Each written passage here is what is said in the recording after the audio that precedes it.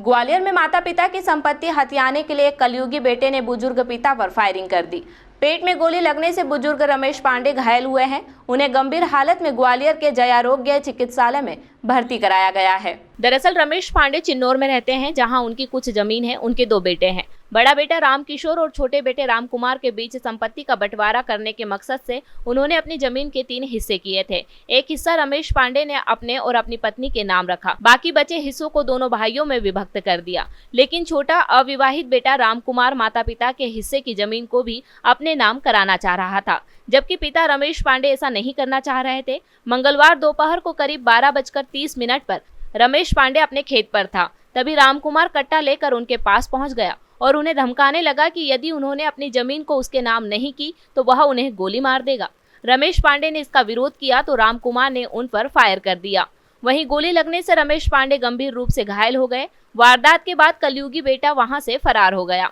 रमेश पांडे की पत्नी और उनके बड़े बेटे ने किसी तरह उन्हें चिकित्सा केंद्र पहुंचाया, लेकिन हालत गंभीर होने के कारण उन्हें तुरंत ही ग्वालियर रेफर कर दिया गया, जहां रमेश पांडे का इलाज चल रहा है। वहीं पुलिस का कहना है कि आरोपी राम कुमार पांडे फिलहाल फरार है, उसे जल्द ही गिरफ्तार कर लिया जाएगा। अभी चिन्नौर थाने में एक जानकारी प्राप्त हुई है कि चिन्नौर में एक पिता पुत्र का ज़मीन को लेकर विवाद हुआ है। पिता जो हैं उनके रमेश पांडे हैं, करीब 62 साल के हैं। उनके पिता और उनकी माता दोनों के साथ में उसने मारपीट करी है और गोली चलाई है उनके ऊपर। विवाद जो है सामने जो आया है कि ज़मीन का, इनके 2 बेटे हैं पिता के, और जो छोटा वाला जो बेटा है इसकी अनमेरिड है, और दूसरा 3 हिस्सा करा है उनके पिता ने ज़मीन के, 3 जो उनकी प्रॉपर्टी है। तो जो पिता के हिस्से में, माता पिता के हिस्से में प्रॉपर्टी आई है, उस पर से वो उन पर दबाव बना रहा है कि वो भी मेरे नाम से की जाए।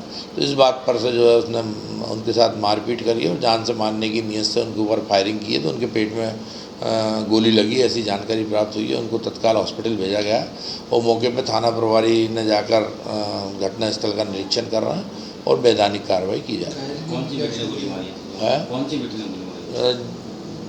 बेटा जो है राजकुमार पांडे ने, छोटे घायल को हॉस्पिटल भेजा गया, इलाज रहते हुए हॉस्पिटल।